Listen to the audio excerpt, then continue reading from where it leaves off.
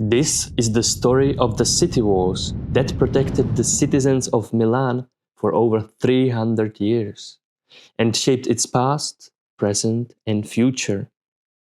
These walls tell us stories of Habsburg domination, French imperial grandeur, Russian mountains, and also a story of a missed opportunity that could have made today's Milan a truly livable city.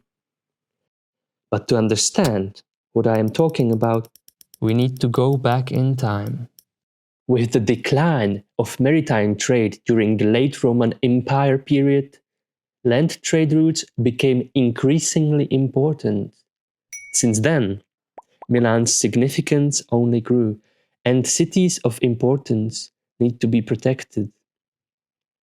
In the Roman era, then called Mediolanum, the city had a wall since 49 BC.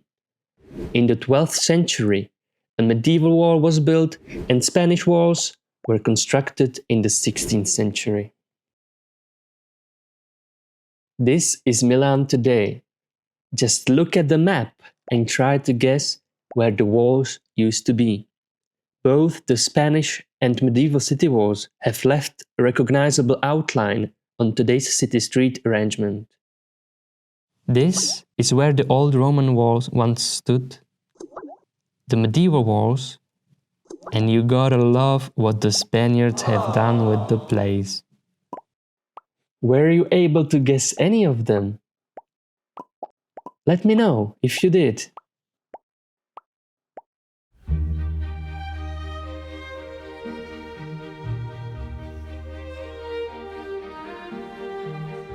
The story of the Spanish Walls of Milan begins with, unsurprisingly, Spanish Habsburg rule, which started around 1535 when the Holy Roman Emperor and King of Spain, Charles V, who was also very wise to grow a beard, defeated the French and claimed Italian possessions including Milan for his son Philip II. The construction of the bastions took place between 1548 and 1562 by order of the city governor Ferrante Gonzaga. Well into the era of gunpowder artillery, the Spanish wall featured a new design of thick but lower walls with an inclined brick outer shell filled with debris and earth. This design could absorb and largely dissipate the energy of artillery fire, making it less vulnerable to destruction compared to the older design of high, perpendicular masonry wall. Additionally, bricks do not shatter like rocks do upon the impact of a cannonball. The completed city walls featured many artillery bastions that eliminated the dead zones by providing the possibility of flanking fire. The wall's perimeter extended 11 kilometers, making it the largest system of walls in Europe at the time. The castle, Castello Sforzesco, was also heavily fortified, not only towards the outside, but also towards the inside of the city. This served not only as another protective layer in case the city was breached first, but also protected the Spanish occupants from potential revolts by the local Milanese population.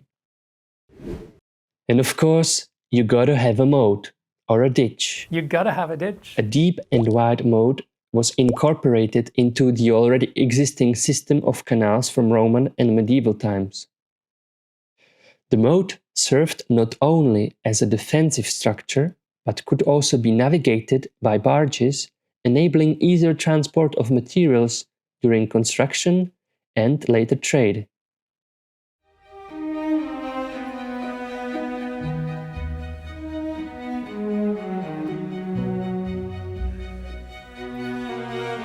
During the 18th century, the walls lost their military purpose. Giovanni Luca Pallavicini and later Giuseppe Piermarini, who was also responsible for the famous Teatro alla Scala and the Royal Palace in Monza, transformed the walls into a public promenade.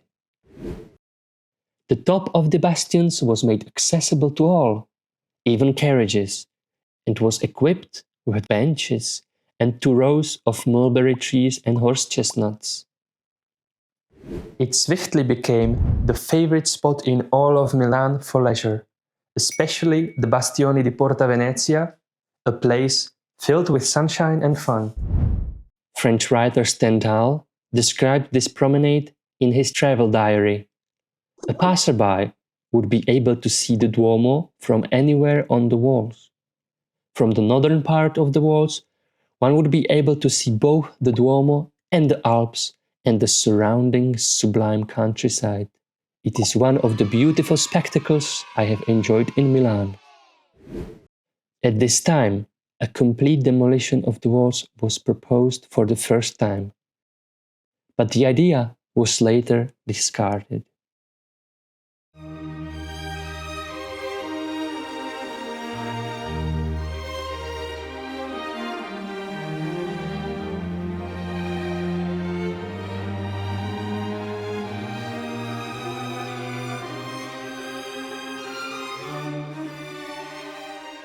The original city wall included 6 main gates derived from those of the old walls.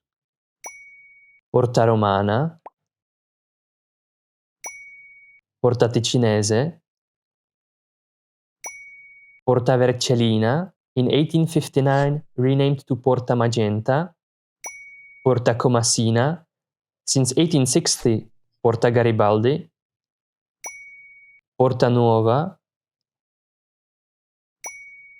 Porta Orientale, since 1860 Porta Venezia.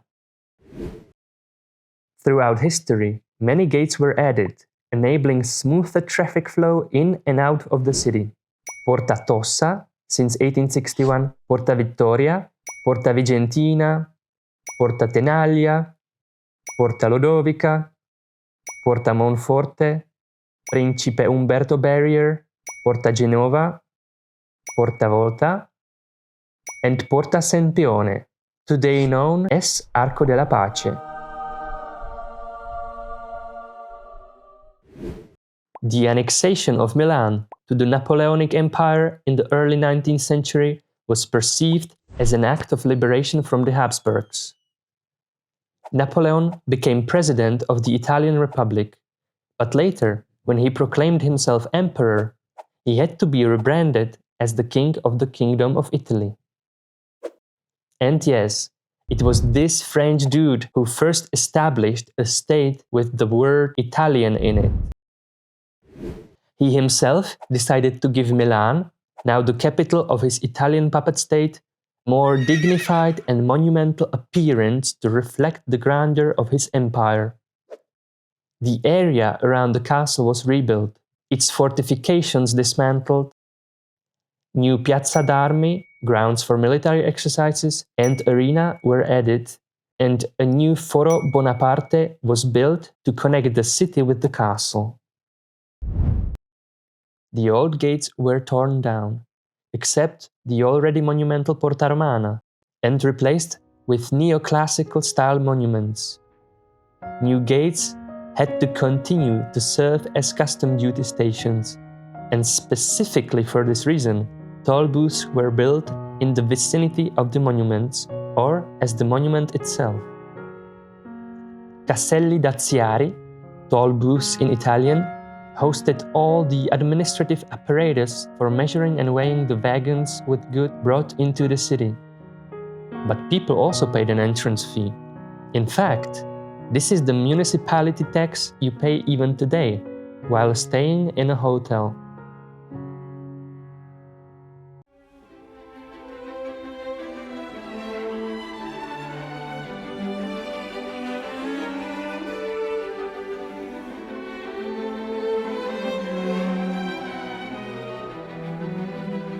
The Napoleonic era did not bring only imperial grandeur to the city. Many men from Milan went to fight in the Napoleonic Wars for the French Emperor. Among the lucky ones who returned from the military fiasco in Russia after 1812 was a gentleman named Giuseppe Garavaglia, who, during the campaign, had the opportunity to admire an entertainment that deeply impressed him. Who doesn't enjoy sledding during the winter? Everybody does. The Russian aristocracy loved sledding so much that they built sliding mountains during winter. Many were constructed to a height up to 24 meters with a 50-degree drop. Catherine the Great constructed a summer version of the ride at her estate in 1784, which relied on wheeled carts instead of sleds that rode along grooved tracks. This form of entertainment is known to us as roller coasters. But in Italian, French, or Spanish, it is literally called Russian mountains. But let's return to Milan, where in the vicinity of Porta Romana, the internal space of an adhering bastion served as a junkyard where locals dumped various trash, debris, and bricks from city construction sites. Over the years, an artificial hill was formed. The Milanese called it Monte Tabor, in reference to the hill in Galilee where the transfiguration of Jesus took place. Already mentioned Giuseppe Garavaglia acquired the license for a tavern in that very spot, and inspired by what he saw in Russia, began to build his own roller coaster on Monte Tabor's slopes. The wooden tracks were about 150 steps long, and small carts with metal wheels traveled on them with a frequency of up to 5 rides per minute. The Russian mountain was so popular that from dawn until midnight, hundreds of Milanese people gathered, waiting for their turn or just observing the novelty. Monte Tabor became a place filled with laughter and fun. But it did not attract only commoners. Nobility also wanted to experience the thrill of speed. In 1825, one famous incident involved Archduchess Maria Elisabetta, sister of the Sardinian king Carlo Alberto. During the descent, the skirts of beautiful Maria Elisabetta were lifted by the wind, exposing a pair of noble legs. The uproar of the observing crowd was deafening. People talked about it for weeks. In Italy, the roller coaster on Monte Tabor was 70 years ahead of its time and made pioneer Giuseppe Garavaglia a wealthy man. However, after many injuries and bruises, authorities revoked his license, and shortly after, the famous Russian mountain saw its definitive end.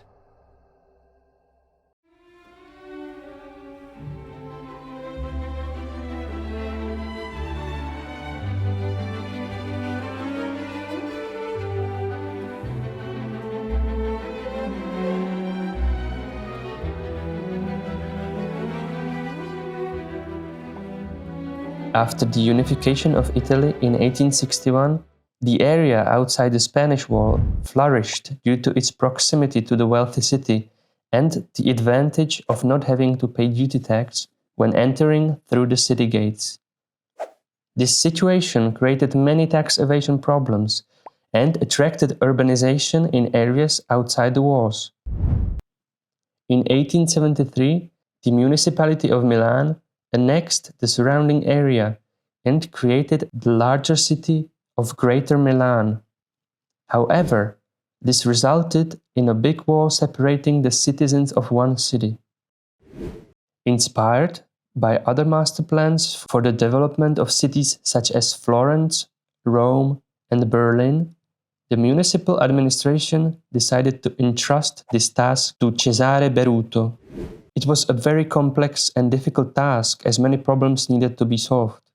What to do with Sforza Castle, which no longer served any military purpose? Where to build new districts and how much land to leave for public space? How to reshape the medieval city center? Where to build new roads, avenues, and railways? What to do with all the canals and waterways? And of course, how to unite the old city with its suburbs. I want to focus on the last one. The obvious solution was the walls needed to be demolished. But how to use the empty space? Beruto drafted the first version of the master plan in 1884, and he proposed something that fascinates me: a green ring around the city. Just imagine this green wall connecting all districts with the two big parks of Giardini Indromontanelli and Parco Sempione, with a pleasant ambience that just welcomes you to visit it. I am convinced that this green wall could have accommodated both traffic needs and the needs of inhabitants for public space, making Milan really unique from an urbanistic perspective. Sadly, this version was discarded due to pressure from developers who wanted to urbanize the area, and it took 5 more years to settle on a version of the plan that was realized.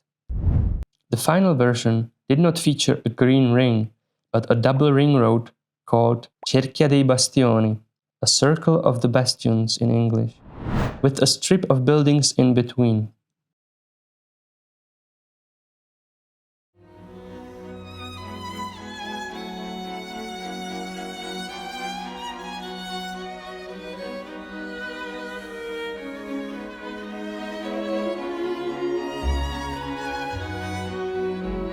Today's Spanish Walls of Milan are remembered by the only original surviving gate, Porta Romana, with its monumental arch and neighboring bastion, the very one that once boasted the popular Monte Tabor roller coaster. Other than that, there are few patches of crumbled bricks along the perimeter. There are no promenades, no roller coasters, and little public space. No more fun. I brought you on a journey through the history of this fascinating city. You might not have even realized it, but together we also biked full circle around the wall perimeter in the background of the video. I thank you for joining me in chasing knowledge and forgotten stories. Up until the next time, be well.